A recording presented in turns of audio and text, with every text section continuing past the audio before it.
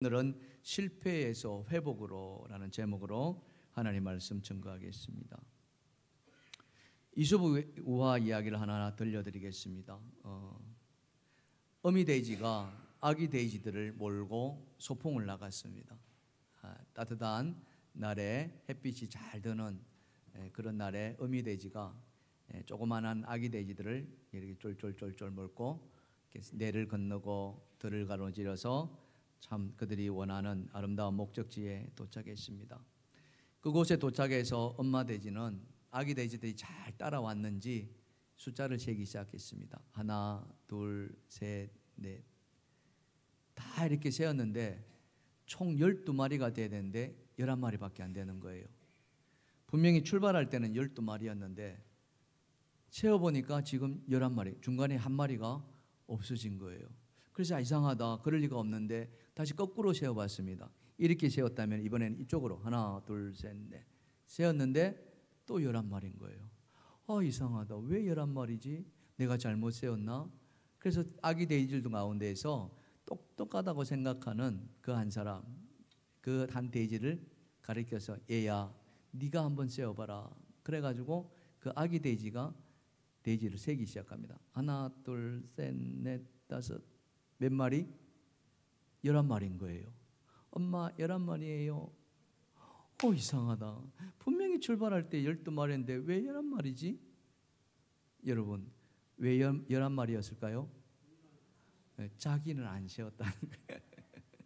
엄마 돼지도 세울 때 자기는 안 세고, 아기 돼지도 세울 때 자기는 안 세고, 다른 사람만 다 세웠다는 거예요. 이 이야기는 굉장히 단순한 이야기입니다.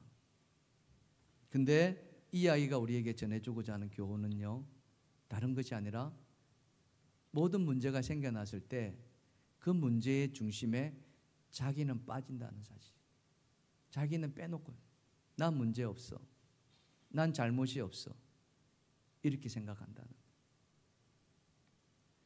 오늘 우리가 읽은 여리고성 정보를 향해서 또 아이성 정보를 향해서 나아갔던 여호수아의 이야기를 우리가 함께 나눌 텐데, 오늘 이야기도 바로 그런 이야기 중에 하나입니다.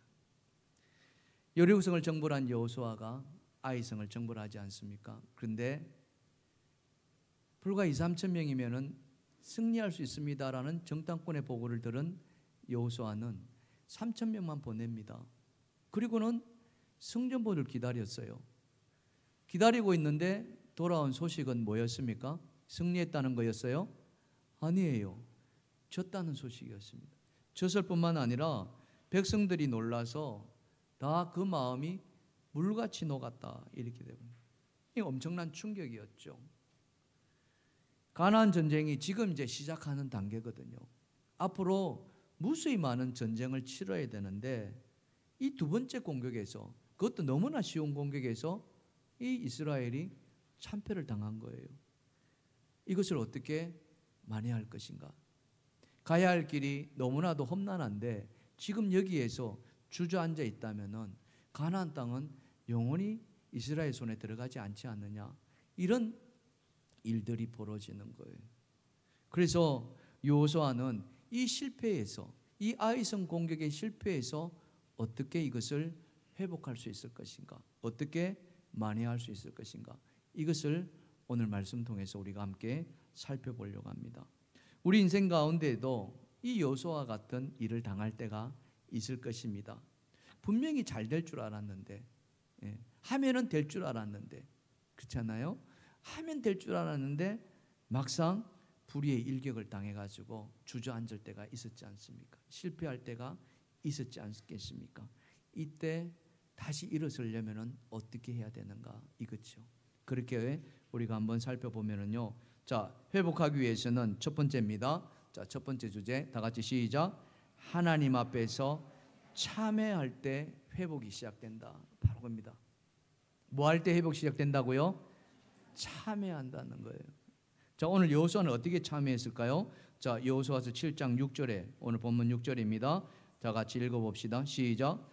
여호수아가 옷을 찢고 이스라엘 장로들과 함께 여호와 궤 앞에서 땅에 엎드려 머리에 티끌을 뒤집어 쓰고 저물도록 있다가, 여기에 여호수아가 참여하는 모습이 나옵니다.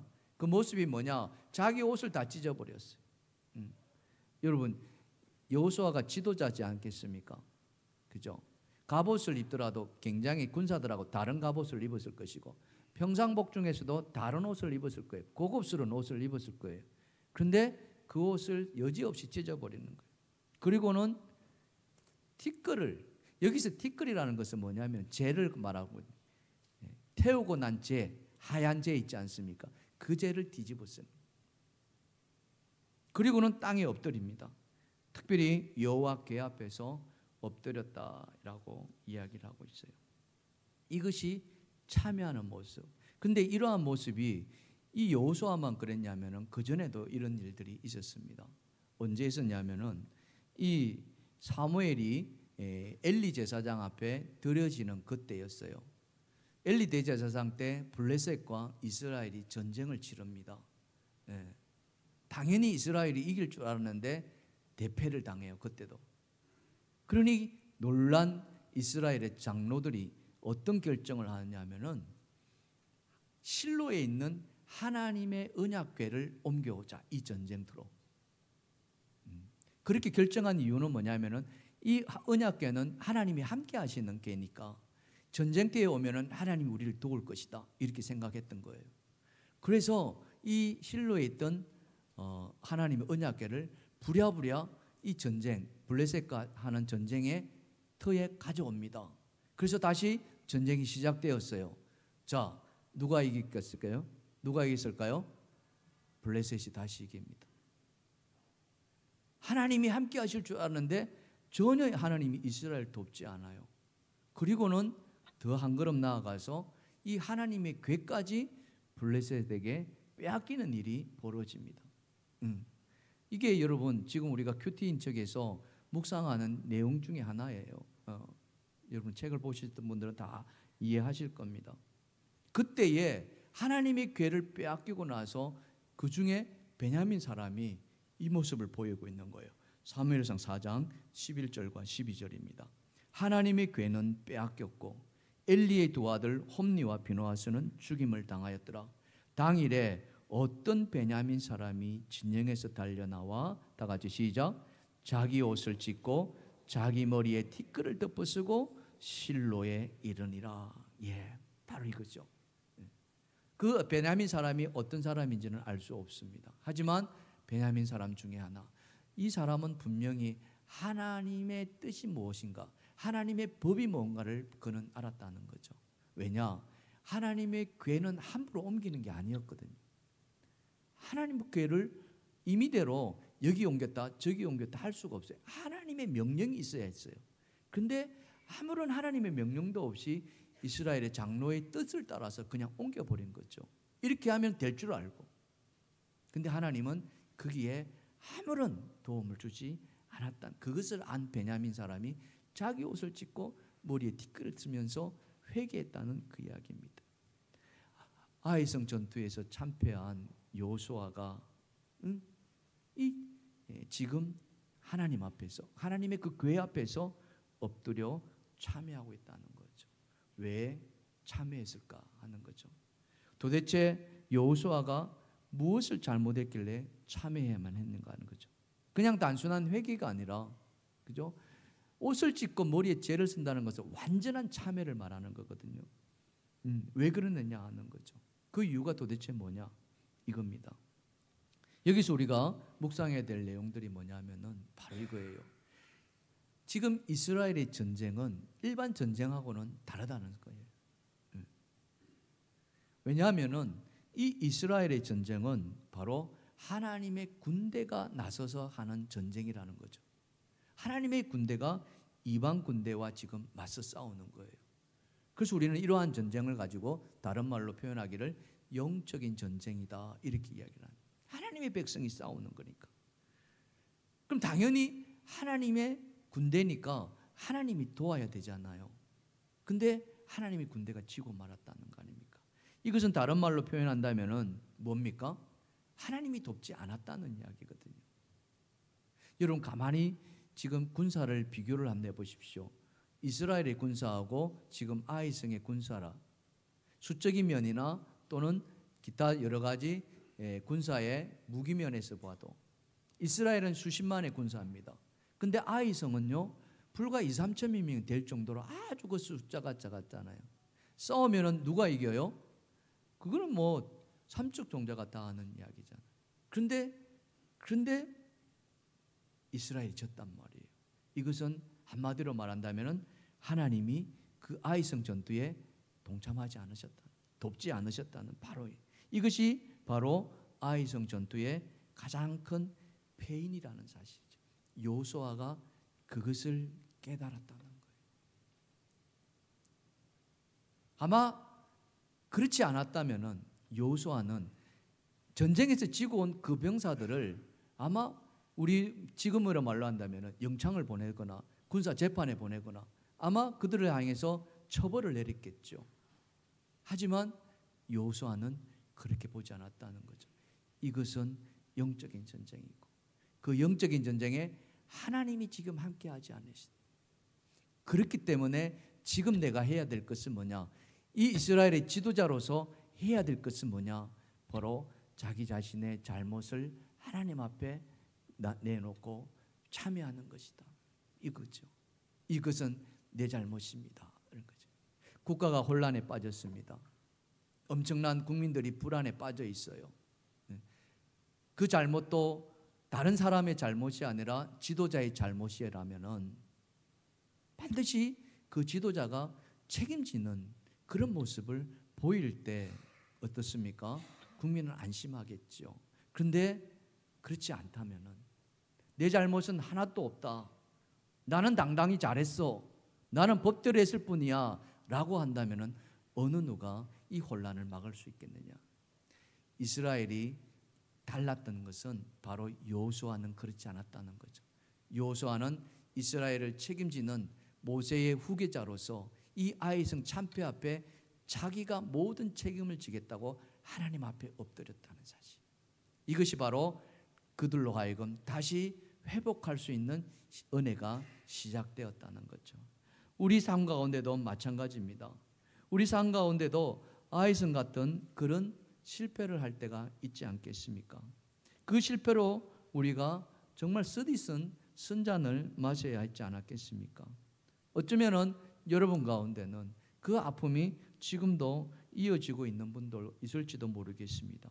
그렇다면은 오늘 이 시간 이 말씀을 듣고 우리가 해야 할 것은 무엇이겠습니까?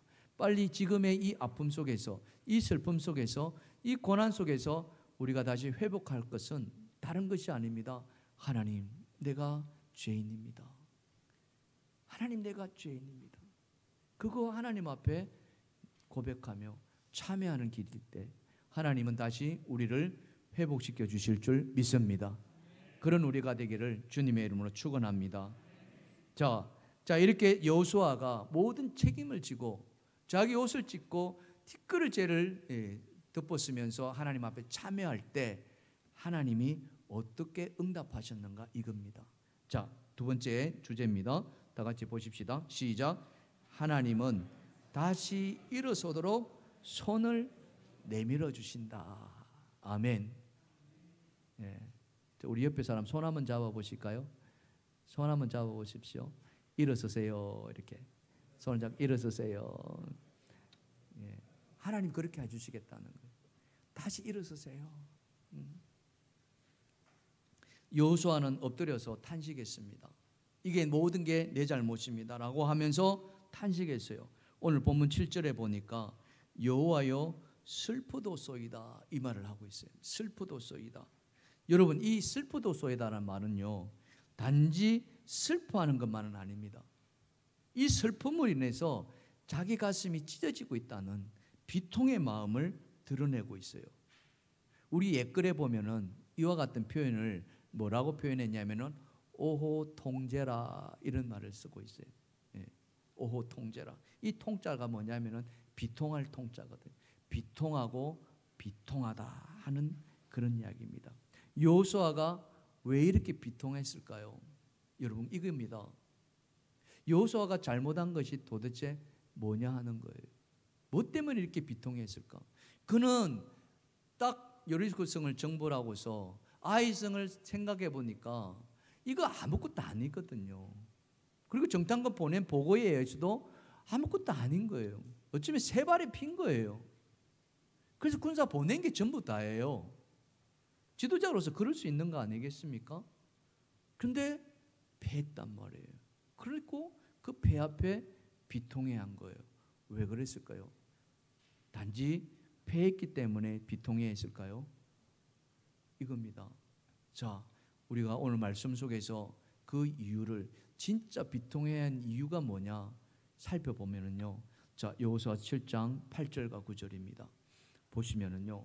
주여, 이스라엘이 그의 원수들 앞에서 돌아섰으니 내가 무슨 말을 하오리까? 9절 다 같이 읽어봅시다. 시작.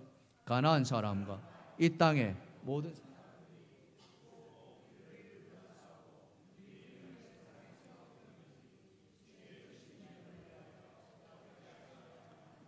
이 9절 말씀을 우리가 깊이 묵상해 보이는 게 뭐냐면은, 가나안 사람과 이 땅의 모든 사람들이 우리의 이름을 이 세상에서 끊어버리고 거기서 한 걸음 더 나아가서 주의 크신 이름을 모욕해버리는 거예요. 바로 이거예요. 여호수아가 비통한 것은 주의 이름이 저 가나안 사람들, 할례받지 않은 저 이방인들 앞에 무릎 꿇고 모욕당했다는 그겁니다. 개인적으로 본다면은 엄청난 자존심이 구겨진 거예요. 회복되지 못한 모든 치욕이 그 안에서 느껴졌다는 거예요. 하나님을 향한 저 이방인들의 모욕을 여호수아는 견딜 수가 없었던 겁니다. 사실 여러분, 싸움을 하다 보면은 이길 수도 있고 질 수도 있지 않겠습니까? 그렇죠? 길고 짧은 것은 우리는 어떻게 합니까? 길고 짧은 것은 대봐야 한다, 이런 말 하잖아요. 그죠? 분명히 이길 줄 알았는데 질 수도 있거든요. 또 질 줄 알았는데 해보니까 이겼다는 거예요. 그런 일들이 우리 삶 가운데 얼마나 많겠어요. 전쟁도 마찬가지 아닙니까? 러시아하고 우크라이나가 전쟁이 시작됐을 때 세계 모든 나라가 이 전쟁은 오래 가지 않을 거라 했잖아요. 왜냐하면 우크라이나하고 러시아하고 이 전력의 비교가 너무나도 크기 때문에 머지않아서 우크라이나가 러시아의 손에 다 집어삼켜질 거라고 예측을 했는데 그렇지 않잖아요. 그건 마찬가지입니다. 여러분, 우리가 큐티 안에 사무엘상을 이야기를 하고 있는데 다윗과 골리앗의 싸움 이야기가 얼마 전에 있었습니다. 사무엘상에. 여러분, 골리앗 아시잖아요. 골리앗. 이 사람 키가 얼마냐면 성경에서는 6규빗 한 뼘이라 있습니다. 6규빗이 50cm거든요. 한 규빗이 50cm입니다. 그럼 6규빗은 6, 5, 30, 300cm예요. 그러면은 300cm는 몇 메타? 3m예요. 3m 되는 사람을 한번 상상이 되십니까? 그 사람 키가 3m가 얼마나 되지? 여러분, 실험 선수 중에 최홍만 선수를 혹시 기억하십니까? 최홍만? 사진을 보면 금방 기억하실 거예요. 저 사람입니다. 최홍만. 격투기로 전향해가지고 싸우게 됐잖아요. 저 사람 키가 얼마냐면 공식적으로 나온 키가 2m 18이랍니다. 2m 18. 근데 3m면은요, 저거보다 적어도 80cm나 이상 더 크다는. 덩치가 얼마나 크다는 거 아시죠? 거기에 골리앗을 향해 나아갔던 다윗은 소년이었습니다. 자, 두 사람이 붙었습니다. 누가 이겨야 될까요? 당연히 골리앗이죠. 이거는 뭐 물어보나 마나 아닙니까? 근데 결과는 어찌 되었습니까? 누가 이겼어요? 다윗이 이겼어요. 돌멩이 하나로 저 엄청난 골리앗을 무너뜨렸다는 거 아닙니까? 겉으로 보면은 분명 골리앗이 이기리라고 성경에서도 그렇게 이야기하거든요. 자신 있게 나와라. 우리가 지면은 우리가 너의 종이 될 것이고 너희가 지면 우리 종이 되라고 이렇게 호언장담했던 골리앗 아닙니까? 그런데 돌멩이 하나에 완전히 무너져 버린 것을 우리는 보았습니다. 이스라엘도 마찬가지였습니다. 아이스를 향해서 달려가는 이스라엘 3천 명이 올라갈 때는 저것은 그냥 하루아침에 그냥 무너진다.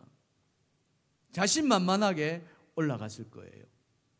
그런데 뚜껑을 딱 열어보니까 어찌 돼버렸습니까? 참패한 거예요. 수십 명이 죽고 쫓겨서 도망쳐 왔습니다. 도망쳐 오는데 백성의 마음이 물같이 녹아버렸다는 거예요. 여호수아의 마음이 비통한 것은 숫자가 죽은 것이 문제가 아니라 그 이방인들한테 하나님의 군대가 패했다는 거예요. 하나님의 이름이 지워진다는, 하나님의 그 놀라우신 영광이 가려진다는 거예요.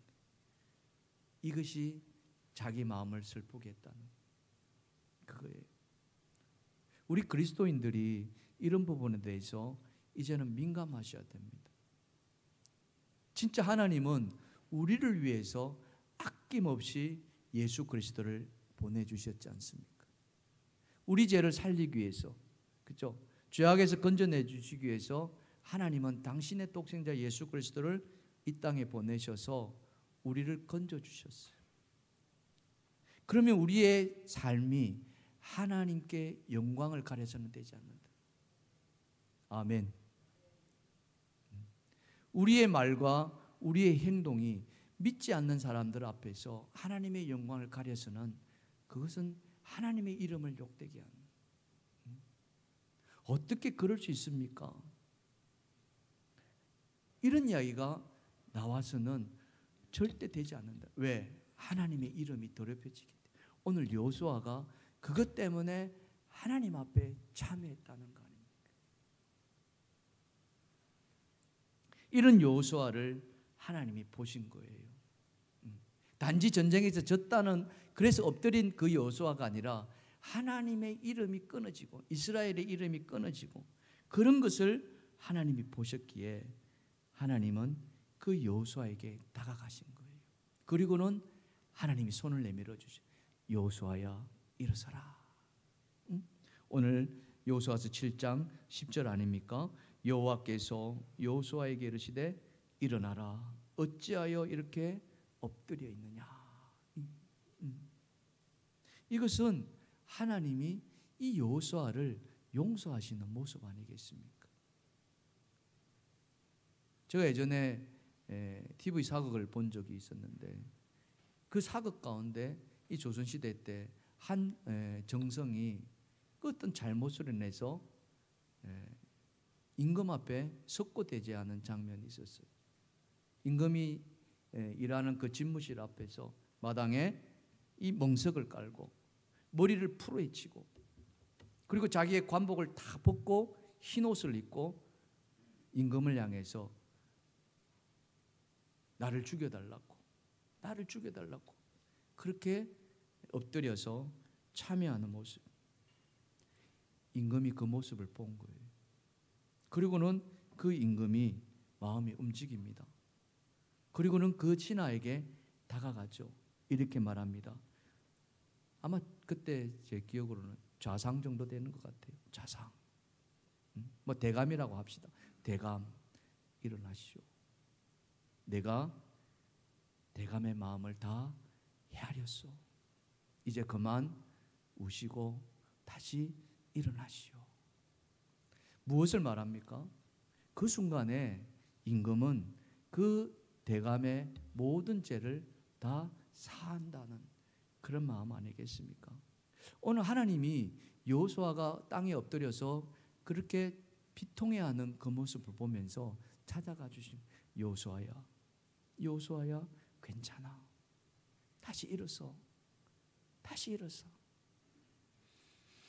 그러면서 이 말씀도 하지 않았을까? 이 제 생각입니다만 제가 묵상하는 가운데 내가 네 마음 다 안다.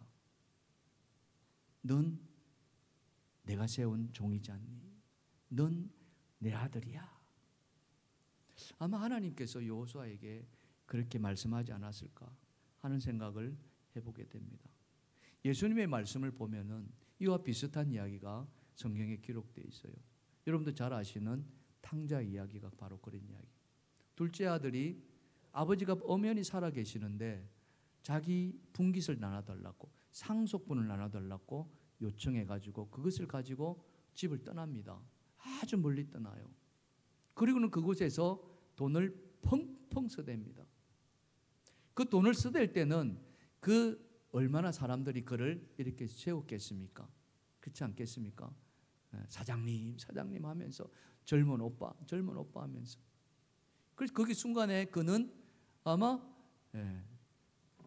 왕자가 된 듯한 그런 기분으로 허랑방탕한 삶을 살게 되었죠.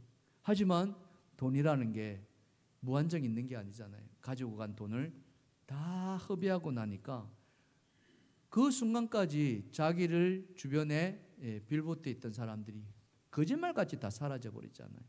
아무도 거들떠보지 않습니다. 쫄쫄 배를 굶지요. 심지어는 돼지가 먹는 열매조차도 먹을 게 없었다라고 성경은 말씀해 주고 있거든요.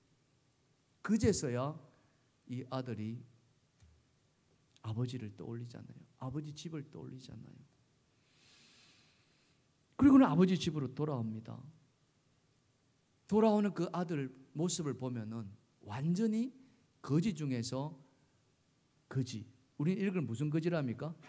쌍거지라고 하잖아요. 거지 중에서도 건지. 옷은 다 떨어지고 헤어지고 머리는 다 풀어지고 막 씻지 않아가 때는 쫄쫄 내려.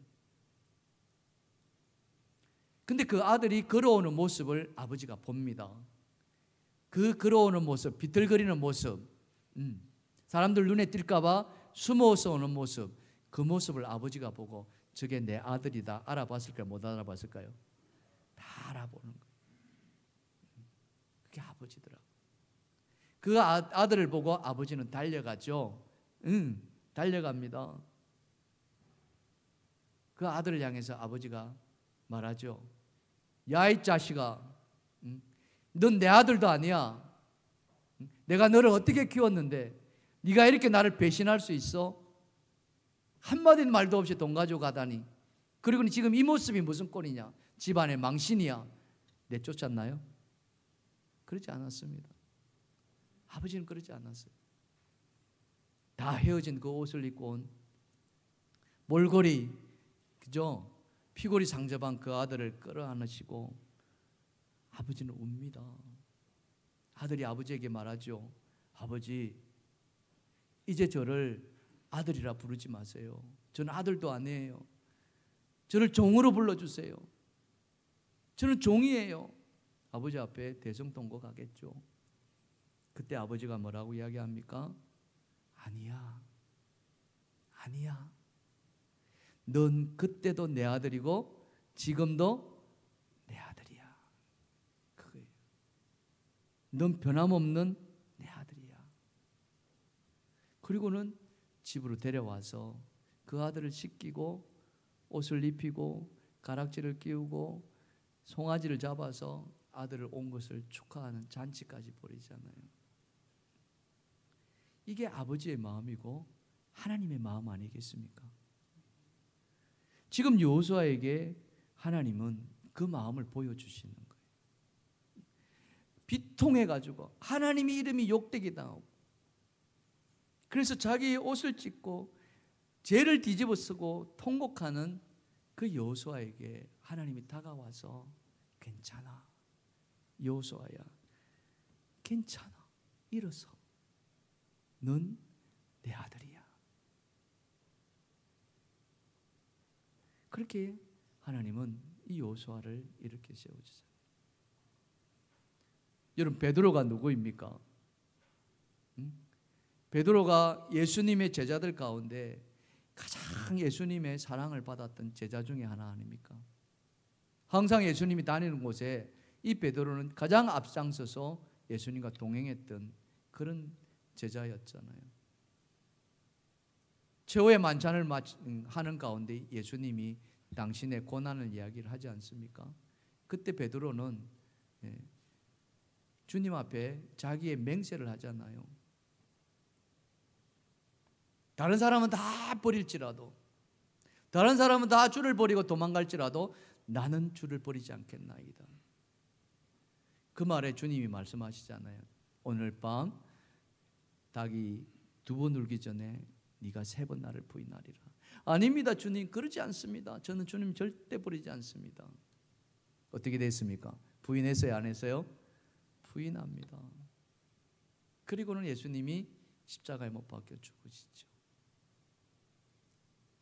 베드로는 다시 자기가 원래 하던 갈릴리 고기잡이로 다시 돌아가 버립니다. 떠나버리죠.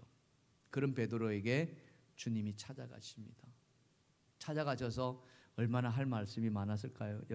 여러분이 예수님이라면은 자기를 버리고 자기를 부인하고 다시 고기잡이로 돌아간, 내가 너를 사람은 낚는 업으로 만들겠다고 하신 그 약속을 버리고 고기잡이로 나갔던 그 베드로에게 얼마나 하시고 싶은 말씀이 많았겠어요? 근데 예수님이 다른 말을 한마디도 하지 아니하시고 그 베드로에게 무슨 말을 하셨습니까? 요한의 아들 시몬아, 네가 나를 사랑하느냐?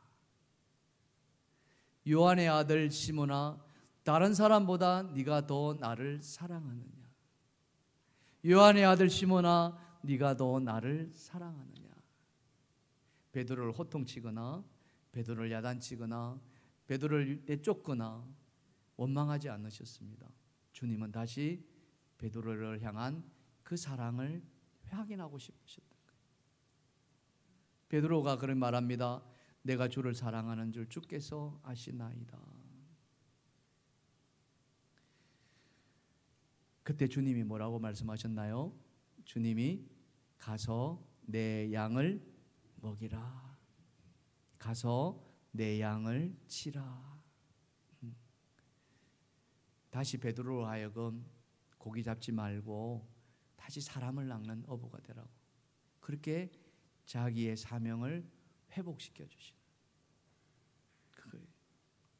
사랑하는 성도 여러분, 우리가 믿는 주님이 바로 이런 분이십니다. 우리는 때로는 주님을 부인하고 때로는 주님을 배신하고 때로는 주님을 떠나버리고 그럴 때가 있지 않습니까? 세상 말로 수 털려버리면은 나 시험 받았네 이러면서 그냥 잠수 타버리지 않습니까? 근데 여러분, 우리가 알아야 될 것은 그럴지라도 주님은 우리를 사랑하신다는 거예요. 아멘. 그럴지라도 주님은 우리를 잊지 않으신다는 거예요. 주님은 다시 우리가 회복되기를 바라신다는 거예요. 근데 여러분, 그 회복이 그냥 회복이 아니라 주님 앞에서 우리의 잘못을 다시 참회할 때 회복시켜 주신다는 사실, 그거 우리가 잊지 말아야 돼요. 하나님 앞에 비통해했던 그 여호수아를 우리가 기억해야 한다. 우리 인생이 잘 나갈 때가 있습니다. 승승장구할 때가 있을 거죠. 뭐 승승장구가 아니더라도 큰 어려움 없이 무탈하게 이렇게 형통한 삶을 살아온 보신 분들도 계실 겁니다.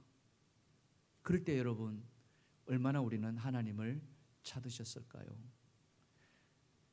그럴 때 우리는 얼마나 하나님의 뜻을 이루기 위해서 살으셨을까요?